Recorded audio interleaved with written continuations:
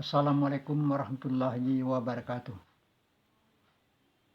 A'udzubillahi minasyaitonirrajim. Bismillahirrahmanirrahim. Alhamdulillahirabbil alamin. Qala Allah Ta'ala, khalaqas samawati wal ardi bil haqqi sawwarakum wa ahsana suwarakum wa ilaihil masir. Assalatu wassalamu ala isyrafil anbiya'il mursalin wa ala alihi wa sahbihi ajmain. Asyhadu an la ilaha illallah wahdahu la syarikalah wa asyhadu anna Muhammad abduhu wa rasuluhu. Allahumma shalli ala Muhammad wa ala ali Muhammad. Amma ba'du. Segala puji bagi Allah Tuhan sekalian alam yang telah menciptakan alam semesta raya ini beserta isinya, termasuk makhluk hidup dan manusia. Salawat dan salam kita aturkan kepada Nabi besar kita Muhammad sallallahu alaihi wasallam yang telah membawa kita kepada jalan yang lurus dan terang. Saudara-saudaraku yang budiman, yang sabar mengikuti cerita kita ini. Semoga kita semua dalam keadaan sehat walafiat. Jika ada di antara kita yang sakit, semoga Allah segera menyembuhkannya dan menurunkan rahmat dan barakahnya beserta hidayahnya kepada kita bersama. Amin ya rabbal alamin. Saudara-saudaraku yang beriman, yang dimuliakan Allah. Pada episode yang lalu kita berhenti pada kebesaran tubuh atau bobot manusia, generasi umat manusia sebelum kita. Ini berarti kebesaran tubuh mereka daripada kita tidak terlalu jauh, namun mereka tentu lebih besar daripada kita. Jadi dalam segi ukuran kebesaran tubuh, pengertian yang dapat kita ambil, ukuran tubuh umat manusia itu semakin mengecil pada setiap generasi yang baru. Berarti ukuran tubuh kita sekarang ini sudah 6 kali diperkecil atau dipangkas. Kalau begitu, nenek moyang kita Adam alaihissalam adalah manusia raksasa. Sekarang yang jadi pertanyaan kita, yang jadi pertanyaan bagi kita, tentu berapakah tingginya nenek moyang kita itu? Yang jelas rumusnya sudah tentu tinggi kita sekarang ditambah dengan ukuran 6 kali pemendekan dan pengecilan. Itulah ukuran tinggi nenek moyang kita Adam alaihissalam. Dalam hal ini tentu kita tidak bisa menemukan angka yang tepat, kecuali kita menemukan kuburan nenek moyang kita tersebut secara pasti. Jadi kita hanya bisa mengira-ngira atau mengadakan perkiraan yang kira-kira bisa diterima oleh akal dan pikiran. Sesuai dengan firman-Nya, sesungguhnya pelajaran itu bagi orang-orang yang berakal. Dikarenakan kita tidak menemukan ukuran yang tepat dari ayat-ayat Al-Quran, berarti diserahkan kepada akal dan pikiran umat manusia itu sendiri untuk mencari pengetahuan tentang hal itu. Jadi mengenai ukuran tinggi nenek moyang kita Adam alaihissalam, sampai sekarang keterangan ini belum dapat diketahui.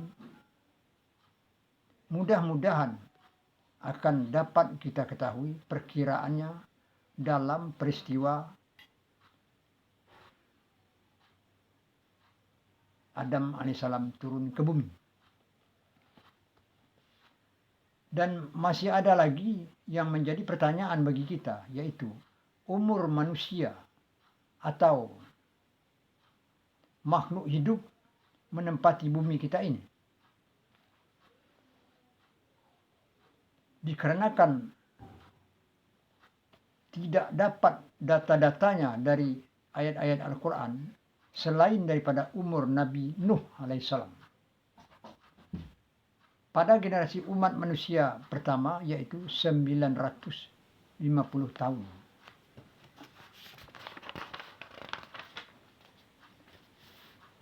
Pembaca yang beriman atau saudara-saudaraku yang dimuliakan Allah, yang setia mengikuti sejarah galian dari ayat-ayat Al-Quran ini dengan lelah, atau telah kita ketahui jumlah generasi umat manusia yang musnah.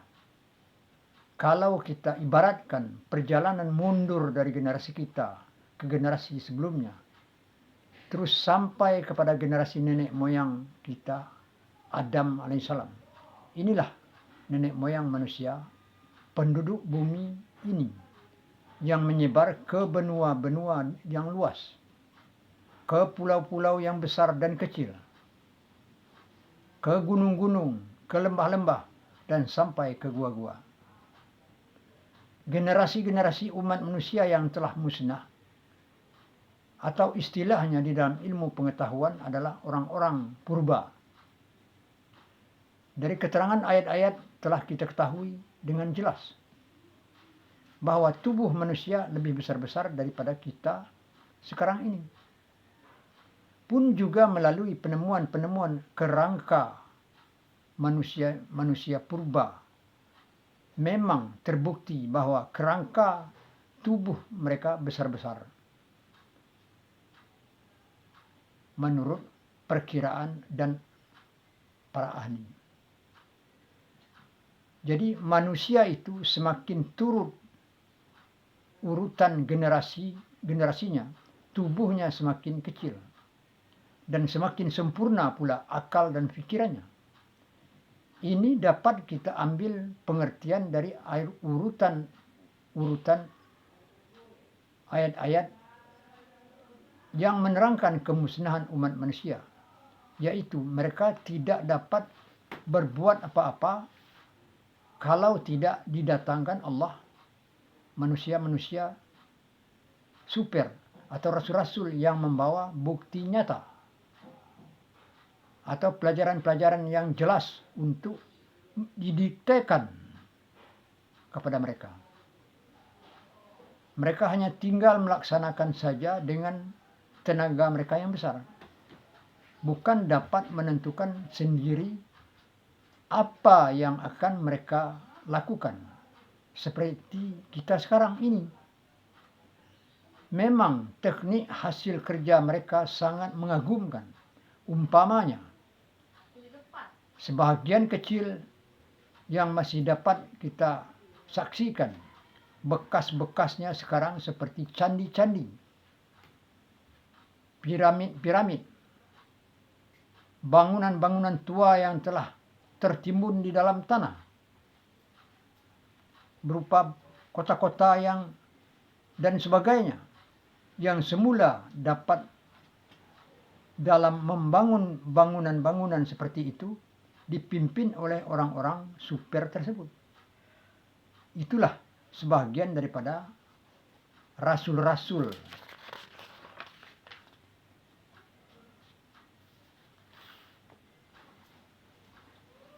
yang hanya tergolong di dalam rasul-rasul yang berjumlah 25 itu saja.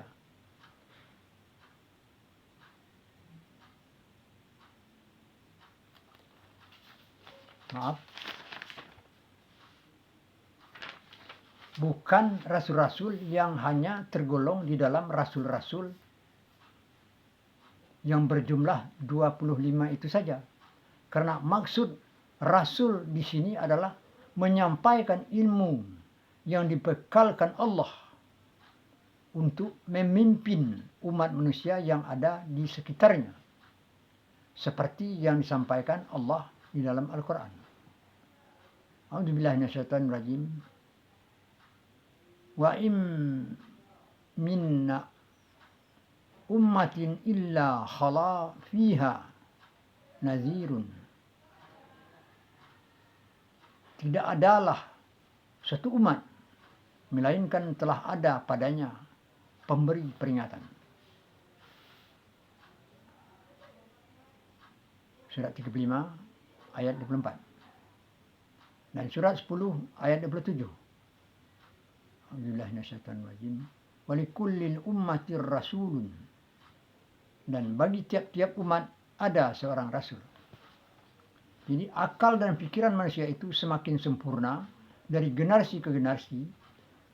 Dan kalau kita tinjau dari segi alat-alat tubuh manusia, yaitu melalui penemuan-penemuan yang telah diselidiki oleh para ahli,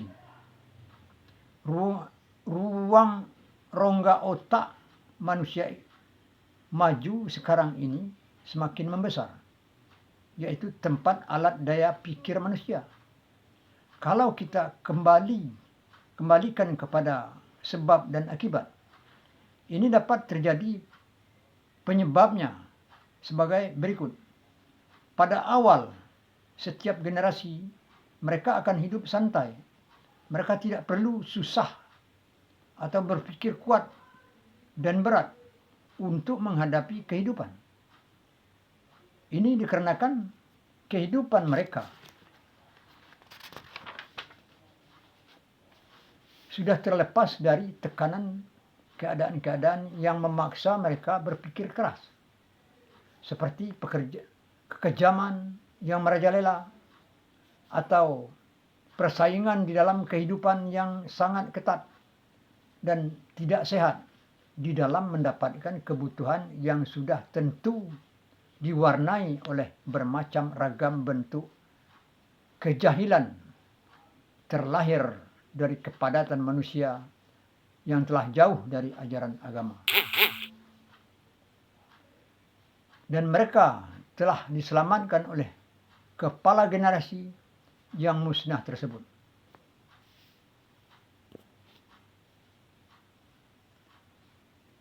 Umpamanya, kemusnahan kaum Nuh alaihissalam yang langsung dipimpin oleh Nuh alaihissalam sendiri pada permulaan generasi sampai akhir hayatnya.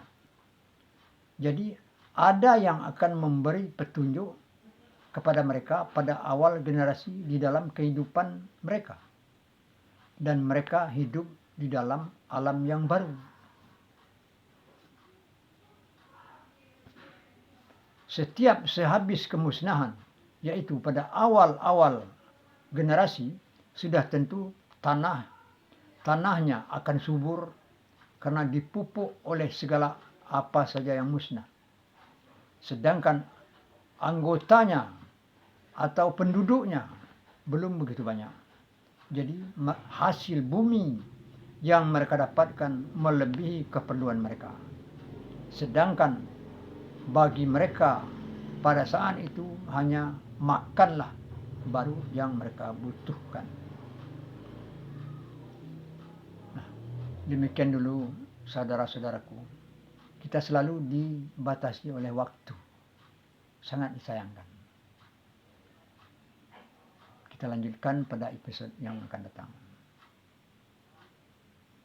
Jika ada yang kita baca belum begitulah dimengerti, sampaikanlah di kolom komentar.